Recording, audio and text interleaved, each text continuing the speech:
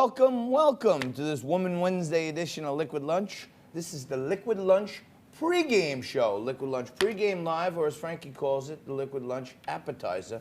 We're coming to you live as we do every single day, Monday to Friday, noon to 2 Eastern, from the Liquid Lunch outpost here in downtown Manhattan. Yes, Mom, we're still on Broadway. And boy, do we have a whopper of a 2-hour show for you today. To start it off, we're going to get into all the Super Tuesday stuff. We had all the best women you ever want to meet. Women in business, women in politics, women in philanthropy, women in the arts. All that and more. I'm joined today by an amazing group. And, of course, my partner in crime, my managing editor, Frank Morano, is over there, as he always is. Good morning, Frankie. Hello, John, and hello, Consuela. And Hi, Frankie. joining me on the desk for Woman Wednesday is my new regular Wednesday contributor and co-host, Consuelo Vanderbilt-Costin. Hello. Hello, hello. Thank you for joining us. Thank you so much for having me. Lots to talk about today. My brother Derek's over there. He's manning the social media. He's going to let us know what's happening. If any of you guys out there have questions, if you want to get some feedback, shoot it in. Derek's going to be reporting throughout the hour. And Frankie, it looks like my prediction from yesterday was right on the money. Mike Mini Bloomberg is out of the race already. I don't remember you predicting as much of a landslide for Joe Biden as what I did not. transpired. That is for sure. So, I mean, you're saying your prediction was right on the money. You made one prediction which was sort of right, which went with conventional wisdom, and then you made another prediction that was largely with conventional wisdom, which was absolutely wrong, but you didn't mention that at all. Well, I did think that it was going to be closer, and you know, we were all up late into the wee hours last night. I know, Consuelo, you were up late last night, consuming as much politics as you can. I couldn't take it. I couldn't poor sleep. thing. I know, really. I think Frankie's on the money, though. I don't think anyone thought that Joe Biden was going to have such a huge comeback like he did last night. Very impressive. Looks like he won 9 states. Before the counting is done in Maine, he may have won 10 states. Bernie Sanders won California, which has a lot of delegates, won Colorado, and he won his own home state of Vermont. But this is pretty impressive for a few reasons, John and Consuela. One, the fact that 2 weeks ago we were talking about on this show, could Biden even still stay in the race? Was he viable? We were writing him off. This is a remarkable political comeback. It's even more remarkable when you think of the fact that all the other candidates, Bloomberg and Bernie Sanders, had ads and staff in all these Super Tuesday states. Biden didn't have any ads. So without running any ads and without having any staff, he still mounted this incredible comeback. And then a lot of people have been talking, Consuelo, about his appeal to the black community because of his association with Barack Obama. So you expect him to win in places like the South, places like South Carolina, Alabama, Tennessee. But he won in Minnesota, which is not the South at all. And before it's all said and done, he won in Maine. Maybe that's Amy Klobuchar because she dropped out of the race. Could be.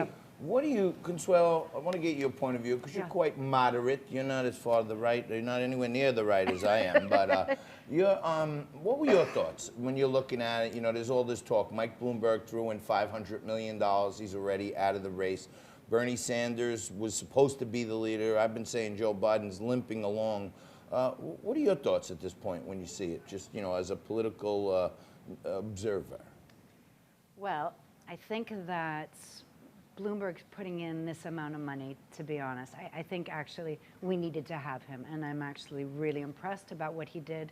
And I know it's obviously a lot of money that he's lost, but I think he's an important person, and I think he's done so much for New York. And so, and honestly, I personally would have voted for him. So, yeah. So what about, okay, so now the real divide, it comes down to, in my view, you know, on the Democratic side, the fight between good and evil. To me, evil is socialism, and good is capitalism, because I don't think Joe Biden's going to try to drag us into socialism.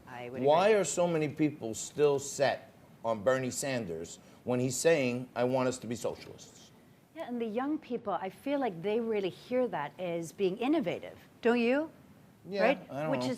Which is not. We know that it's not. But I'm just saying. But I feel like that's when they hear those words because they think that something's for free, right?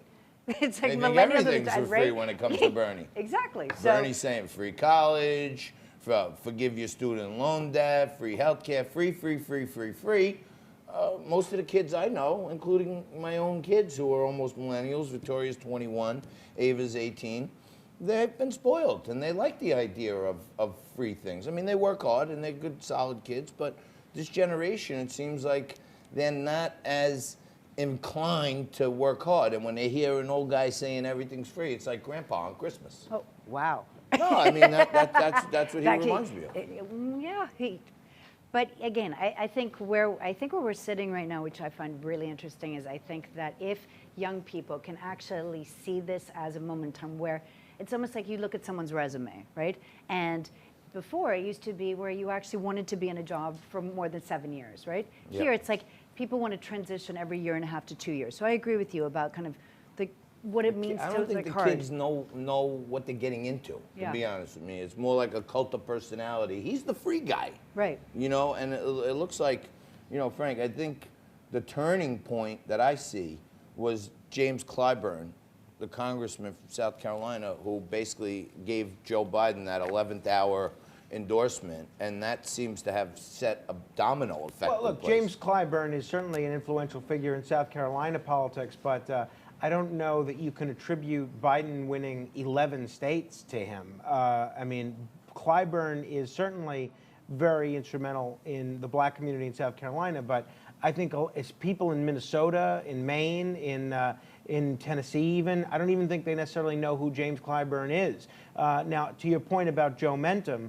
I think Biden did benefit from kind of the snowball effect of being seen as viable again after that South Carolina win. So I think that's a fine point. But it's not all lost for Mike Bloomberg.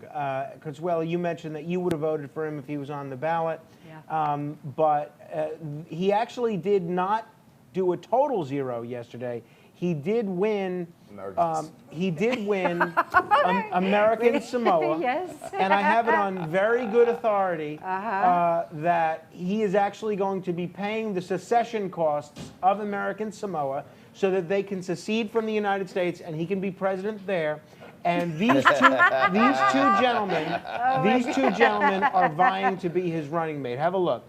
That's right. The wild Samoans, that's their former manager, Captain Lou Albano. Afa and Sika, former world tag team champions of the world. The wild Samoans are competing for who will be Mike Bloomberg's vice presidential running mate as president of American Samoa. Now, here's the beauty of the pregame show. I'm looking through the assets and I'm like, Frank, what is this asset here? The wild Samoan photo. And he said, don't worry about it. You'll see when we go live. And I'm you like, did. No, I'm always scared when Frank says, don't worry about it. I don't blame 'cause you. You don't know I don't blame you. what's going to happen.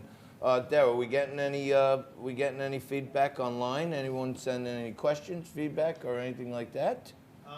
So right There now you there's go. no feedback, Johnny, but there's a lot of people joining right now. Chris Smedley, Jeff Gallucci, Tammy D'Antoni's signed on. Rob Osiero from the Florida New York Stock Exchange There is you going to go. come back with us, tell us what's going on the floor. But people are signed on, but nobody's really commenting All right, yet. well, any questions or anything? I know We'll a little throw 'em later right on back we're going to to you. go over the XFL stuff that we did this weekend, which was a heck of a lot of fun. And of course, we're going to have David Eisenbach and John Burnett. They're going to be here. They're going to mix it up, Democrat, Republican. I have a drink. They talk politics, and thoughtful conversation is had by you all. Bob's your uncle, and this is my new friend.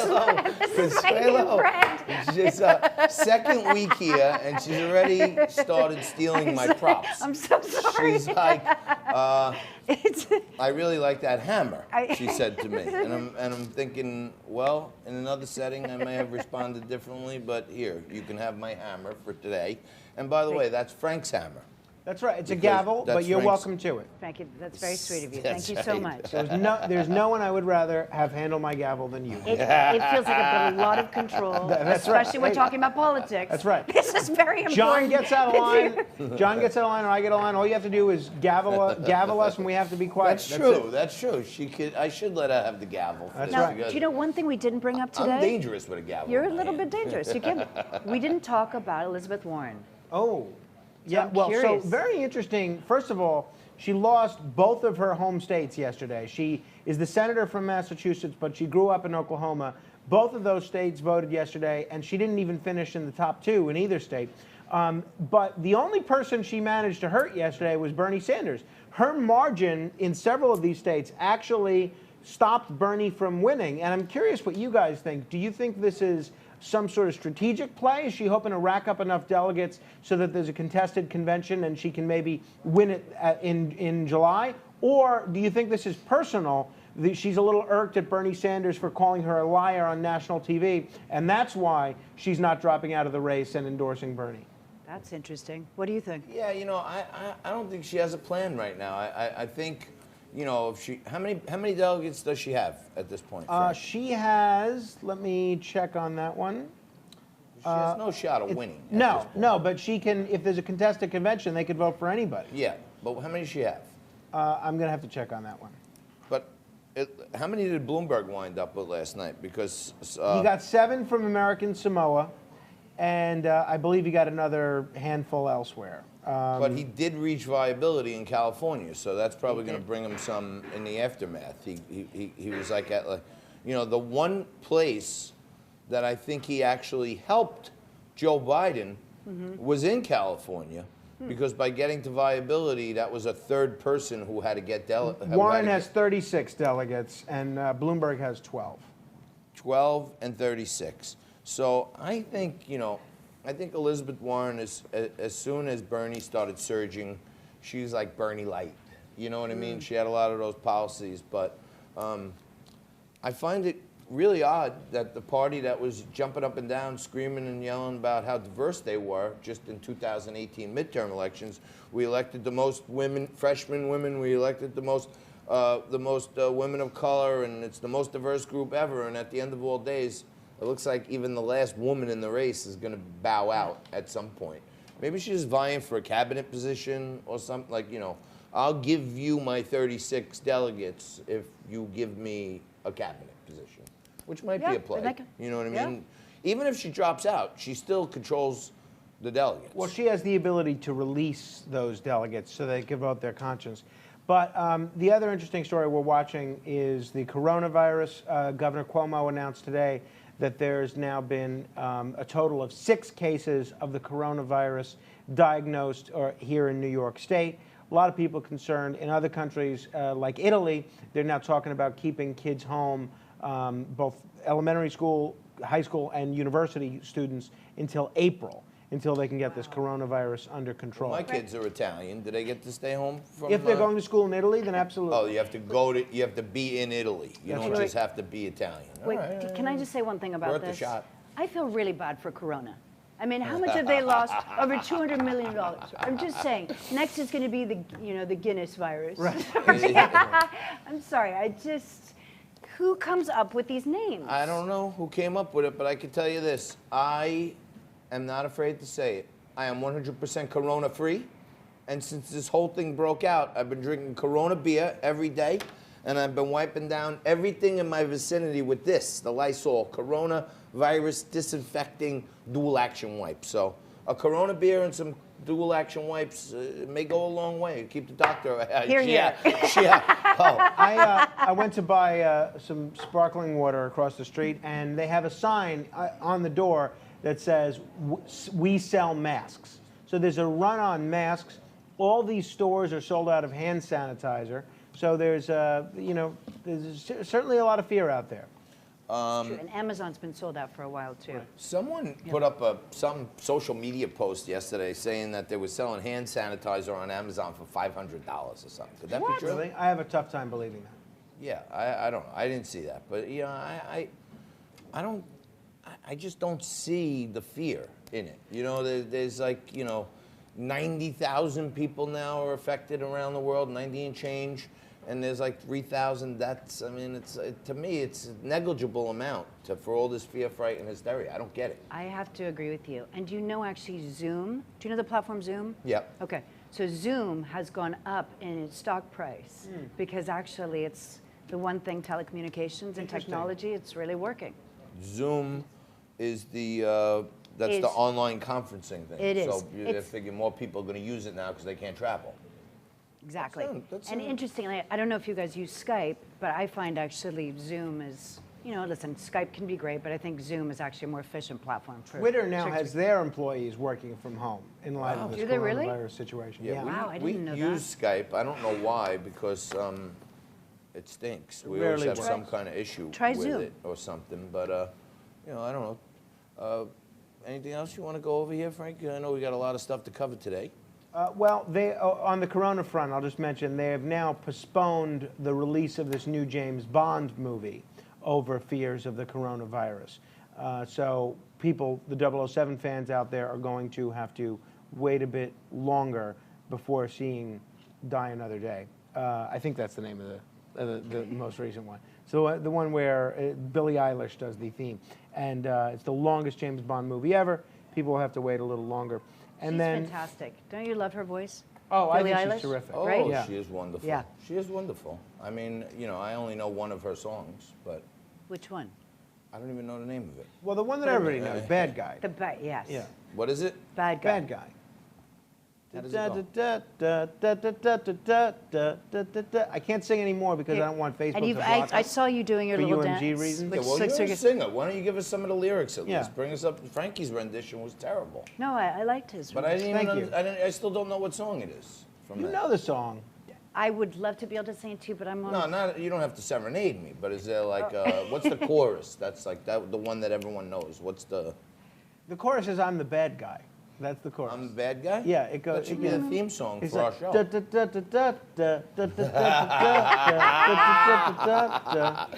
And if you think he's a good singer, you gotta see this guy cut a rug. But I had vocal surgery, so I can't actually sing until November. No. We Yes. don't very want- we don't Just want you to anything. know. So. Well, I appreciate you Thank not you. singing in solidarity with me.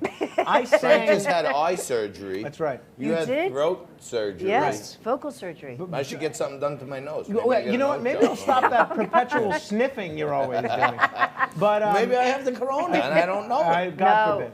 don't God say forbid. it. But I will tell you, in all sincerity, Consuela. Yes. I sang on television once when I was doing a television program called Morano Vision. Okay. And I took singing lessons for 6 weeks. Paid one of the finest singing teachers in all of New York. Actually, I think they were classically trained in Europe.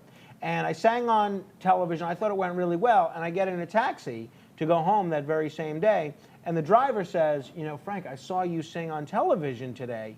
And I said, oh, really? Well, thanks for watching. I appreciate that. I told him I took these singing lessons and everything. And the driver said, you should really talk to my brother. I said, oh, really? Why? Is he a singer also? And he said, no, he's a lawyer. He'll help you sue to get your money back.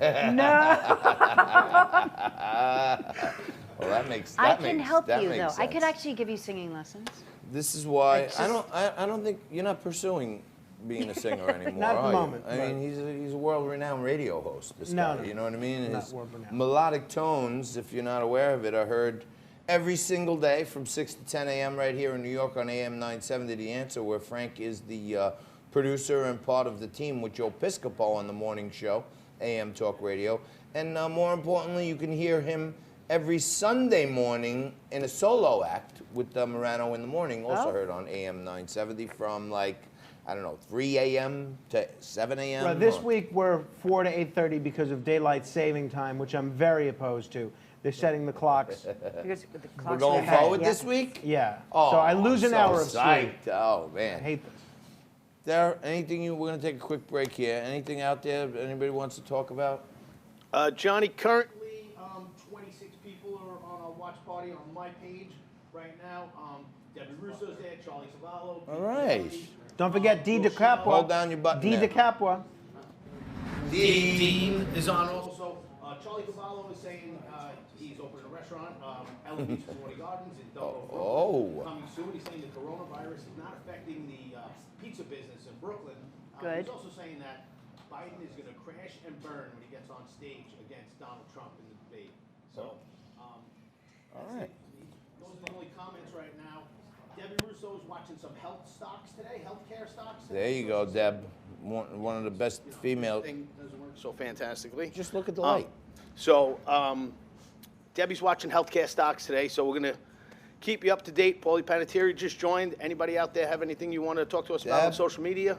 Send it in. Deb is one of the finest traders around, and she's usually right on the money, like we are here every single day on the Liquid Lunch TV. And we're going to be on the money right after this when we bring in two of the best political analysts around to break down everything that happened on Super Tuesday and what to look forward to ahead.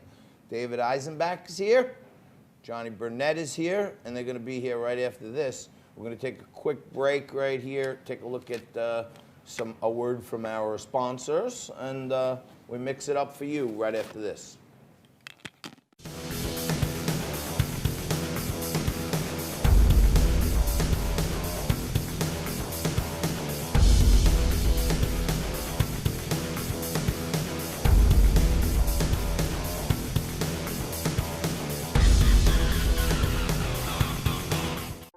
The coronavirus is real.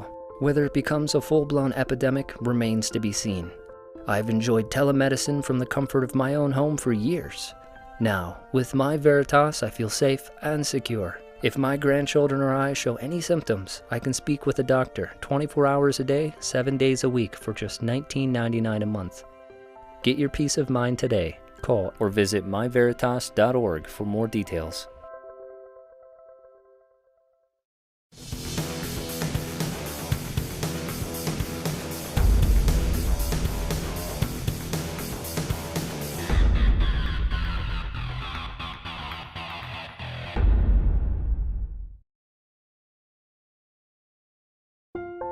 The coronavirus is real. Whether it becomes a full-blown epidemic remains to be seen. I've enjoyed telemedicine from the comfort of my own home for years. Now, with MyVeritas, I feel safe and secure. If my grandchildren or I show any symptoms, I can speak with a doctor 24 hours a day, 7 days a week for just $19.99 a month. Get your peace of mind today. Call or visit myveritas.org for more details.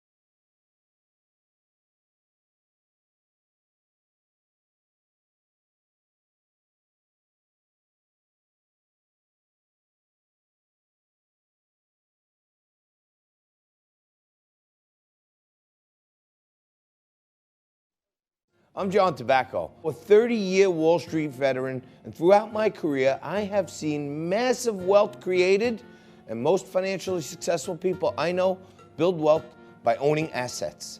Assets that make them money while they sleep. So what kind of assets should you buy?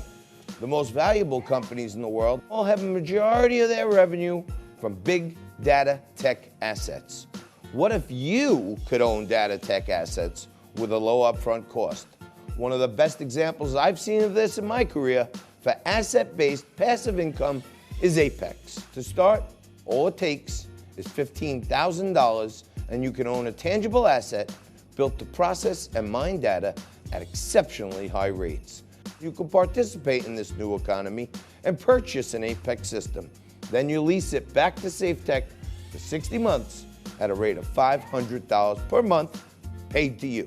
That's a total of $30,000. So if this concept fits your financial goals, reach out today by emailing us at apex@liquidlunchtv.com. Provide your best contact numbers so someone can get back to you. And remember, check out Apex today.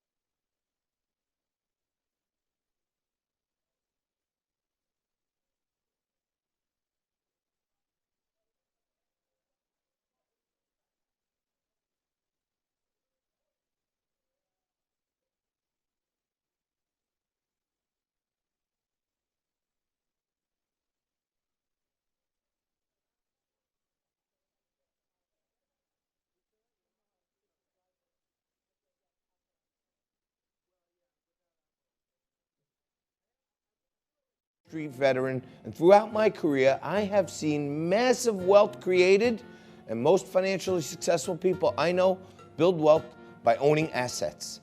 Assets that make them money while they sleep. So what kind of assets should you buy? The most valuable companies in the world all have a majority of their revenue from big data tech assets. What if you could own data tech assets with a low upfront cost?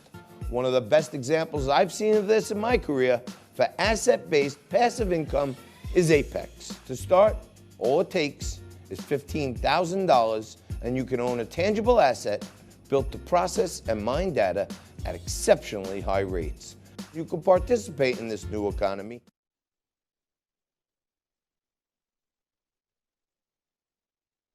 at a rate of $500 per month paid to you.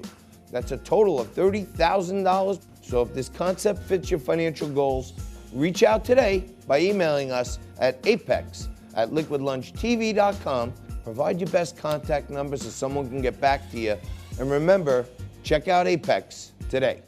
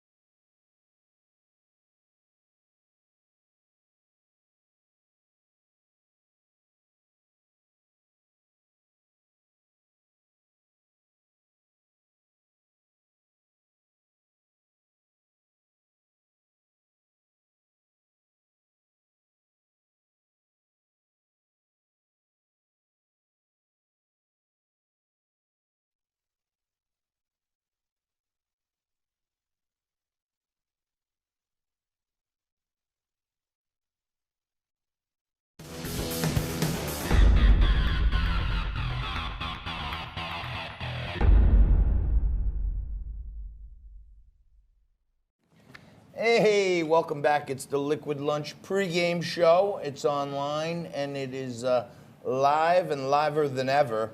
Some of the things that you may have noticed have been eliminated from the big national show, like me having a cocktail here and there, we can still do. And when we mix it up, we bring on the best of them. I mix up a drink, I throw out the topics, they slug it out, and I sit back and have a cocktail. So the best guys around are here. They've been with me from day one. David Eisenbach. He's a historian. He's our own professional, our own presidential historian. He's a professor at Columbia University, former Democratic candidate for New York City public advocate.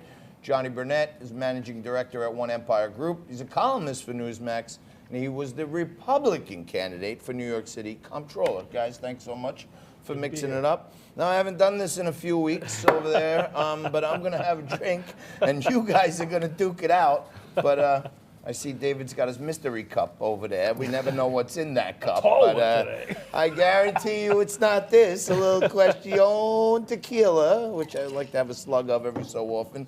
So, men, you know, you guys are way better at this than anybody I know. Break it down for me. Last night, you know, 2 weeks ago, we were talking about Biden's looks like he's limping to the finish line. Yeah. Bernie was surging.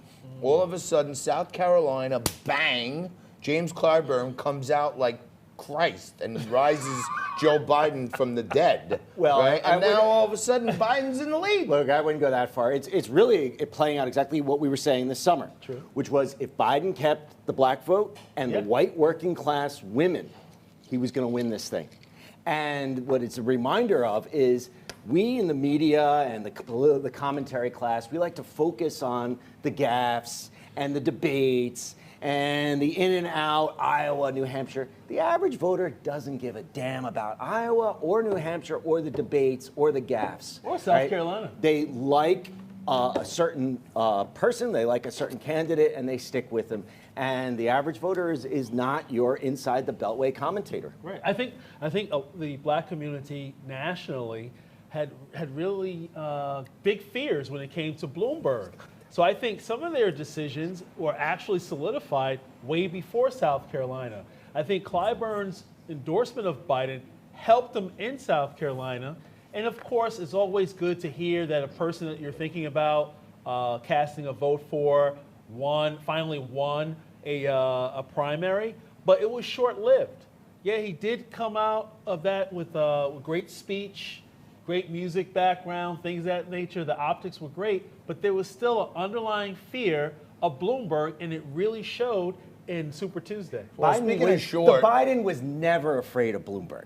Bloomberg, as James who would Carville be said. short of him? He's this big. Who would be James- scared of James Mike Bloomberg? Carville- Let's be as reasonable. James Carville said he can't about- even get on the roller coaster at the amusement park yet. He don't reach the clown's hand. Who's gonna James be scared Carville of him? in 1992 about Ross Perot said it was the greatest, most expensive act of masturbation in the history of mankind. Mike Bloomberg engaged in that greatest act of masturbation ever.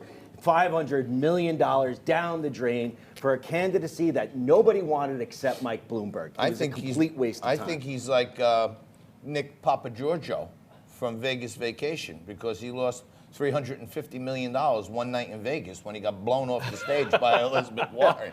That was where it all ended, if you ask me. But let's be Elizabeth real Warren here, hit him with the horse face True. bang, and all of a sudden, But actually, it's good that she did that, not just because, Bloomberg eventually dropped out, but the thing is, if Bloomberg actually had a good debate, right, it might be a different narrative right now. Yeah, if Bloomberg wasn't Right? Bloomberg. So it wasn't- if Bloomberg had a different debate, if he didn't stop and frisk thousands of black and True, Latino true. Look, kids, I'm not if supporting Bloomberg didn't Bloomberg. hand over the city maybe if to they gave him a billionaire couple cocktails developers, before he went on, he would have been a little if looser. Bloomberg He looked wasn't like he was half dead Bloomberg with this to begin with. high-handed attitude in which he said horrible things to his employees and then got them to sign non-disclosure agreements. Yeah, if Bloomberg wasn't Bloomberg, it'd be a different race. But Bloomberg is Bloomberg. Yeah. And he had no business running for the Democratic nomination in this post-Me Too, we're sick of the billionaire kind of. But think about all the endorsements that he got from high-profile people.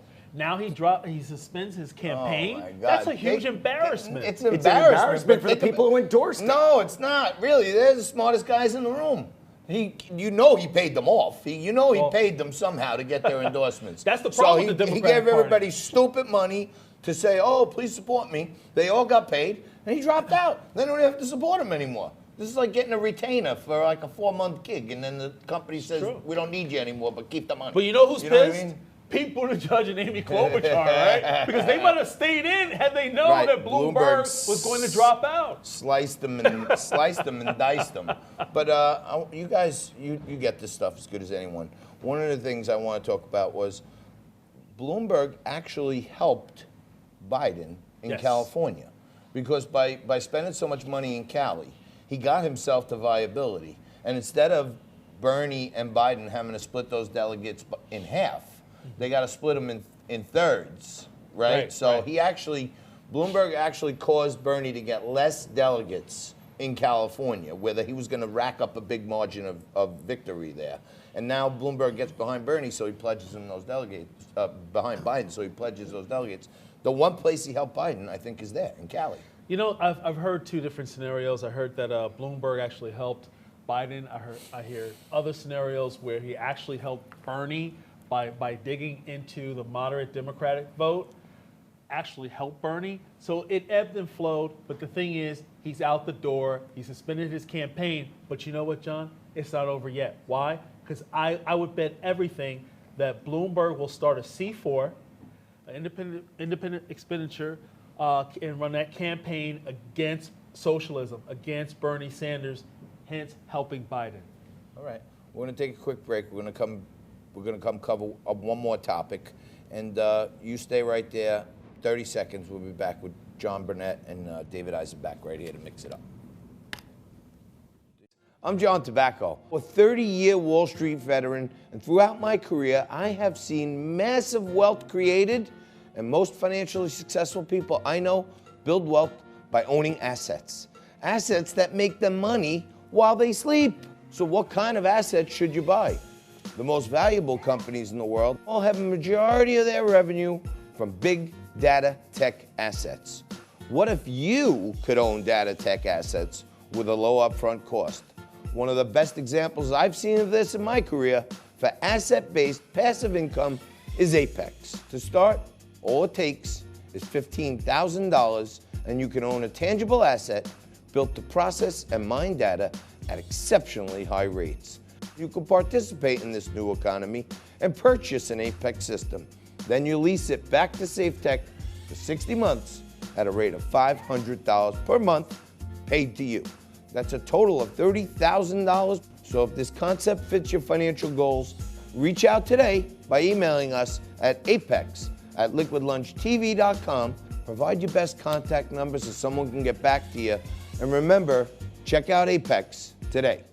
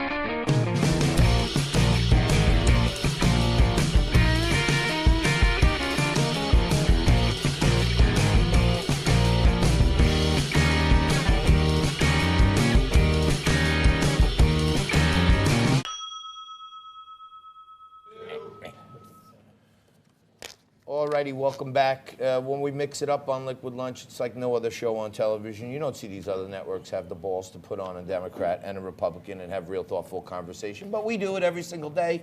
I mix up a drink every day, and we bring on the best of the best. Today, these guys are my favorites. They've been with me from day one. Frankie and I begged them to come down. They came, and they've been nothing but the best duo we have, the dynamic duo, okay? Guys, what do you see going forward? There's been so much craziness, so much noise. This is in, this guy's out. Now all the dominoes are falling. It looks like we're going to be down to 2 people. How do you see it? Well, I want to know, who does Elizabeth Warren endorse?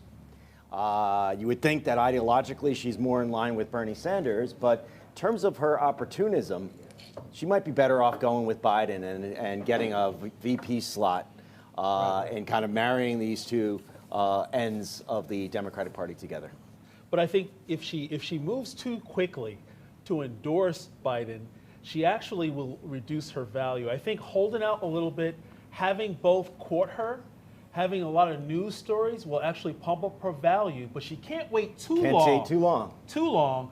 But I think to lend her endorsement a little bit more credibility, I think what she needs to do is let a couple more races go by, then step in. She's likely to endorse Biden. Why? Because that gives 2 check marks to Biden. 1, it's a female. 2, it's someone that the far left actually embraces, because he cannot go with another Democrat who's a moderate.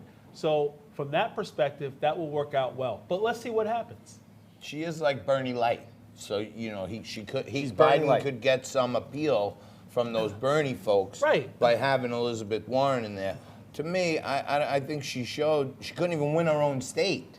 Third so place. I don't know if that's like the best woman you could have. You know what I mean? But There's we saw the smoke signals way before Super Tuesday, no pun intended. But Pocahontas. Oh, I like that. This guy's good.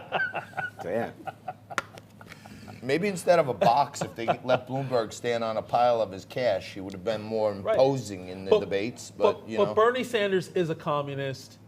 Elizabeth Whoa, Warren. stop with that Elizabeth red baiting. Warren is He's a a communist. socialist. Come on, right? come on. So it's better if Biden actually goes with a socialist than a communist. No, please. I think you might be right. But it is the smart move politically for Biden to bring her under the wing, especially because he has the black vote. That's locked down. It looks like he's going to hold that throughout the entire primary. If he could then just bring over some portions of the left, that upper middle class white female vote that Elizabeth Warren has, he can lock this thing down. For some reason, right Biden has the black vote in chains. I have no idea. I can say that. You I guys know can't. why. You guys can't say that. But I can. because You're black? Stop. Of course you can say. because they know him, and the black vote, just like in 2008, it was the black vote that stuck with Hillary to the bitter end. They were the last to jump to Barack Obama. Joe Biden's at like 80% with African American women. Like women are flocking to Joe Biden. But John, you know what I can't understand? Obama did everything possible to avoid Joe Biden. Now, if Joe Biden emerges as the #1 person, right, to amass 1,991 delegates, or he actually comes out of the convention, what does Obama do? What do you mean? He's got to go with him. I think He has to go with him, but where's the value if he's already, you know, I'm speaking in the future here, if he's already the person that's clearly the one to beat, clearly the one that the super delegates get behind and actually make him the nominee, then what value is Obama's endorsement at that point? Wait a second. The former president always waits until the nominee gets chosen. That's his right-hand man. That was his vice president. He shouldn't wait. And by the way, he took time out of his busy schedule to endorse Justin Trudeau, who's the Prime Minister of Canada. So if you got time for Canada, you don't have time for your vice president, I would think. And he also said a good word about Macron, right? In France. So he's around the world giving endorsements, but he doesn't endorse his right-hand man. Wrong. The he's probably trying to get a non-endorsement. free lifetime supply. In other words, he's saying you didn't have to do this, Joe. No sitting or former Republican or Democratic former president comes out early in a primary race and endorses Barack one Obama candidate. is the change that you can believe in, right? No, I gotta stop. bring He down. breaks I the gotta mold. bring They down. always I gotta bring down wait. the hammer on this They one. always wait, I gotta and bring then- down the gavel on this one. Whoever comes out on Look here, top. David. The thing is, we need to do things a lot differently around here. That's your Barack Obama? That is the worst Barack Obama I have I gotta ever bring this court seen. to order right here. I gotta bring down the gavel. Yeah, Consuelo bring it stole down it on from me, that. but I have it. David Eisenbach, Johnny Burnett, thank you so much for mixing it up. Thank you for being there. Don't go anywhere. This weekend, we were lucky enough to get press credentials to go to the new football league, the XFL, the league that doesn't allow their players to kneel. They must stand for the national anthem. Here's a little behind the scenes of what happened, and we're going to break it down with Derek, Nico, my brother. Everyone's going to be here right after this. And, yep, right here. Yeah, I'm 52. I still live with my mother. Thank you for catching me in my pajamas. We got the whole squad here. Nico's here. Hey guys. Derek's next door with his son. He's bringing his son on the road with us this week. So He's a cute kid. He's gonna get us into going some to his stuff. first ever XFL professional football game. We're gonna have field access. Hey guys, we're at Freddy's Gourmet Pork Store in Sala Maria. I didn't even know there was such thing as Sala Maria, but now I know there is. And apparently JT says this place is amazing. We're about to go meet Freddy himself, and we're gonna try out some cold cuts over there. Here we go. There he is. Let's go.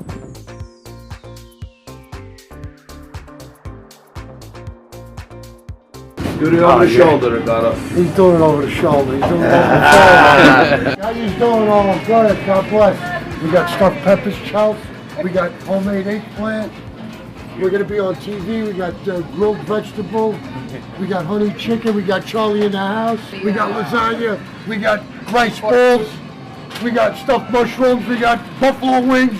Right for the game.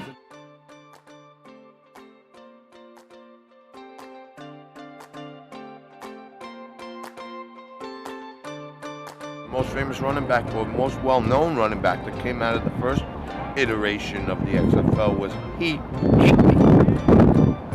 I hate me right now. We're standing in the parking lot freezing, but you gotta do it. You're going to the XFL. You gotta get ready. You gotta pre-game it. You gotta do it. You gotta get ready.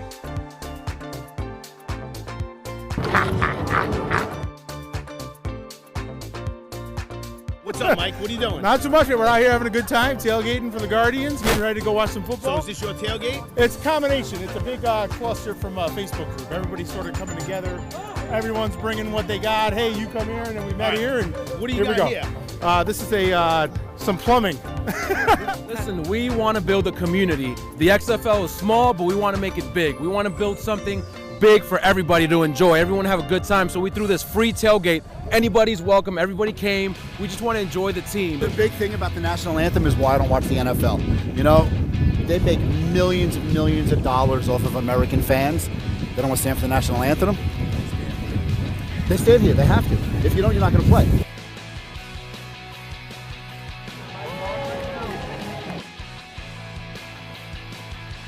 just witnessed the first down. Guys, why are you big XFL Guardian fans? You know what? I love the new rules. I think it makes the game more exciting, especially the kickoff and everything. So what's not to like? You get behind a local team.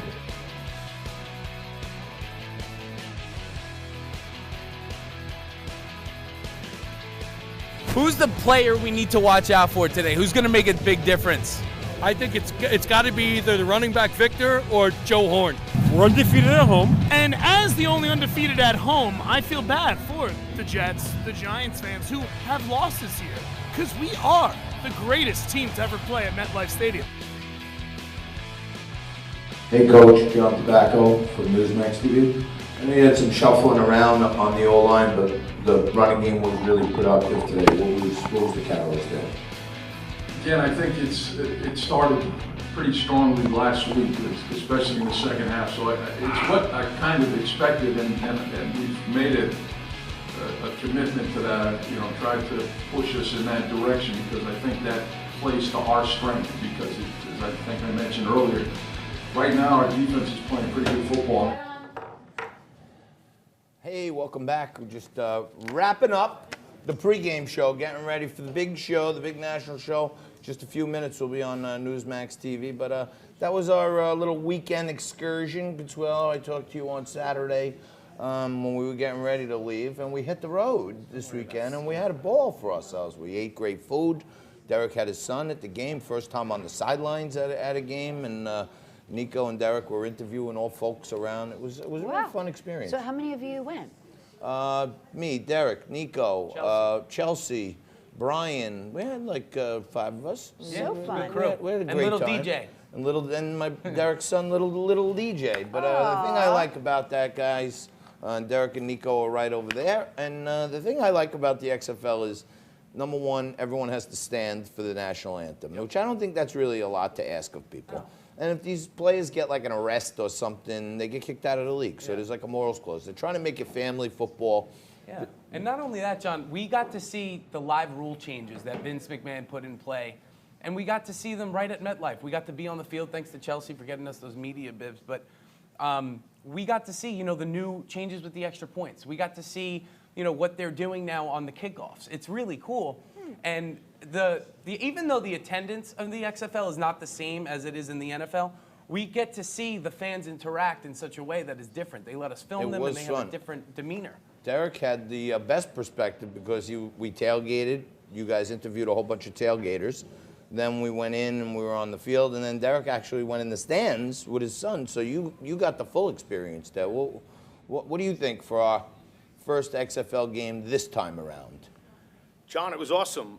We did the XFL years ago when it came out, but the parking lot was buzzing. People were drinking, tailgating. We thought that we were going to be the first people that tailgating, but different than the NFL games. The NFL games, the parking lot opens 5 hours prior to kickoff. The XFL opens 3 hours prior to kickoff. So sorry about that. But awesome. We were in the stands. Everybody was pumped up. Seemed like a younger crowd than NFL games. I go to every Jet game. Seemed like a much younger crowd, like groups of, like buses of college kids, it seemed like, were there. But stadium was buzzing, and it was nice, when the Jets and the Giants aren't playing there. Yeah. It's great to go to a local game and watch a New York team play. So we had a good time. My son had a good time. We were up in the press box. We were walking the stands. It was, I can't wait to go back next week. Some fantastic food from Freddy's also. We had a bomb of a feast that Freddie made for us. And you know what, Consuelo? I'm getting a little jealous, just saying. Just say, you're welcome to come next time. Now that'll be a show. We start getting Consuelo to come tailgate with us. Come on. Talk about a fish out of water. I Whoa. was just telling him I actually performed at the Dodger Stadium, and I sang God Bless America. Wow. That, I just want you to know, was one of the scariest things I have ever done. It's a 3-second delay, actually, in the feedbacks. It was scary enough being on the field with the guys, but it was a great experience. You should come. I wasn't scared. I mean, you were scared. Never scared. Meaning, like it was, we were in the action. All right. Well, guess what? I'm scared to say this, but we got to go. We'll still be here on Facebook Live, but you got to tune into Newsmax TV. Derek, Nico, any last words you want to pop in? Looking forward to the next game, and look for us there. We'll be, on the media stands. Yes, and if anybody has any questions or anything you want to hear us talk about, we'll be monitoring Facebook Live. You want to talk about the debates, you want to talk about the coronavirus, you want to talk about the XFL, send us a message. You want to talk about how if the coronavirus is affecting your business, let us know. We want to hear from you. Great. Thanks for tuning in to the first ever pregame live. And now we turn to Newsmax TV National, the fastest growing cable network in America. We're coming up there right after this.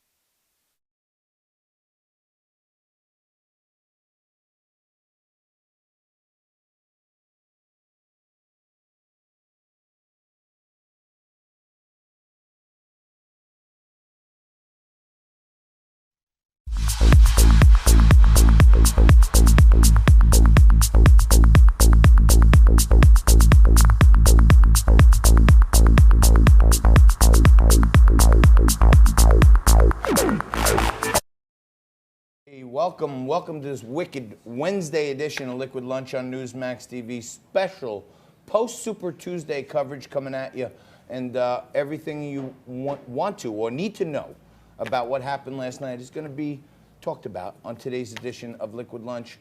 But the main thing, the guy who started it all and kick-started Joe Biden's candidacy, James Clyburn, took the stage last night and said it all. Joe Biden in the past 12 hours? No, I have not. No. What will you say to him when you talk to him? Congratulations. I think that he's due to that. Joe Biden is just an incredibly good guy. I've known him for many, many years. I've worked very closely with him during his vice presidency, but even before that. So Clyburn was the guy. He came out at the last minute, the 11th hour in South Carolina. He came out and endorsed Joe Biden full-throated, and the people responded. And since that, Joe Biden has been on a trajectory that basically no one expected. And you may not expect it, but on Women Wednesday, I have a very special co-host and guest co-host today, again, for the second week, Consuelo Vanderbilt Costin. Thank you very much for joining me again. Thank you so much for having me. So we were both up late into the wee hours last night watching and consuming all the news we could. I'm on the right. I'm thinking this is a great night for Trump when we see the party getting divided like this. I call it between good and evil. You know, Bernie, socialist, evil. Biden, in this case, I got to say good, because at least he's been supportive of capitalism in the past. Mm-hmm. What were your thoughts about last night, how it developed and how it ended? I think that everyone was so surprised at how Biden did, honestly. But I do have to say, I think the way that he responded to it, I think he was incredibly effusive. I think he was very authentic. I think when he talks about his son, too, I really resonate with him, and I'm really touched by what he said. I am surprised about Bloomberg, even though I just almost wish he had come. I wish he'd come in faster, a little earlier. I do, and obviously he spent so much money. But I couuld not leave the TV last night. I was like just mesmerized. People were glued to the TV because, you know, just a few weeks back, everyone was counting him out of the race. Joe Biden, you know, he looked like he was limping to the finish line. He couldn't remember what state he was in. He couldn't remember who people's names were. He actually forfeited the rest of his time in the first debate, where he looked kind of old and he looked haggard. And something James Clyburn said to him, even his speech last night when he came out, he was excited. I don't know if, you know, did they give him an injection or something, but, you know, he looked like, you know, He'd was been pumped overstimulated. up. He Yeah, did. He looked Yeah, like he's renewed. I like, agree. He was Holy renewed. cow, Yeah, yeah. I can do this. Yeah. You know what I mean? And I don't know what his handlers are doing, but more importantly, I mean, you and I come from different worlds, okay? And you're very involved, you know, with your company, the Soho Muse, and you're involved with artists and people that are probably not as right as I am. Many of these young kids, it seems, are still behind Bernie, like really passionately. What do you think is driving that? I think that Bernie Sanders, it looks like he's coming up with something that's very innovative, that's very new and very fresh, and honestly free. Yeah, Like, right. So I think that he's giving them hope in a way, right? That and it just feels like they're really responding to that, whether right or wrong. And you know, I will always dance my way. Yeah, well, I know You if know I'm that I wrong, do you're that. going to tell me. I will, always, You know, yes. on the other side of things, I usually have my bell here. If something I like something, I ring my bell, and I usually have my gavel. Sorry, it's but very when dramatic. I'm so Consuelo sorry. comes in, she already absconded with my gavel, so I know I got to keep my one eye on you so I don't get hit over the head with it. But no, I feel like kids are not informed enough. You know, we stopped teaching real American history in grammar school and high school a long time ago, basically. And socialism is not some new, fresh idea. This is one of the oldest things around, and it's basically failed everywhere in the world. So the kids, I think, these millennials who are supposedly following Bernie, like you said, they hear free. Oh, free. Oh, what can I get? It's like trick-or-treating. I'm going to go and get candy. I'm going to get free college. Or they're going to pay off my student loan debt. It's like, to me, it's like an instant gratification society these days with the younger kids. What do you think? You're much younger than me, too, so she's got everything on this one. No, I do not at all. You know, and I don't know if you actually knew this, but I grew up in England most of my life, from the age of 6 to 15, and then I was signed to a major label there. So national health care was something that we really knew about. So it's an interesting perspective, just obviously having lived there and understanding what that means, and then coming back here and listening to what he's saying. Well, let me ask you this. Yeah. You live there. Yes. You're talking about national health care. Yeah. I have been back and forth to the other side of the pond many times. And Theresa May had one of the worst sets of choppers I've ever seen. So, I mean, is that a testament when your political leaders and your upper crust has really bad dental? What does that say about nationalized health care? No, I'm serious. You know what I mean? I'm sure you saw it. You know. You know, I. No, I mean that's when I look at things, I think that. That's like, you know, literal, yes. If that's an example of what we should be going for, then you know maybe we should flash some pictures of Theresa May at the Bernie Sanders thing, so the kids will say, "Oh my God, I may look like her one day." I do have to say to you, as I said, I was there at the ages of 6 and 7, and I had an amazing orthodontist. I was going to say, I would imagine you weren't on the national dental plan. But I did and was hospitalized, and I have been part of the national health care. So I think that, listen, you obviously, it's limited to what you get, but I think that it's obviously offering people that can't afford anything that's what they've got. But the Theresa May example. No, I mean, I joke around about it, but I'm saying there are a lot of downsides to nationalized health care. Yes. And you know what the kids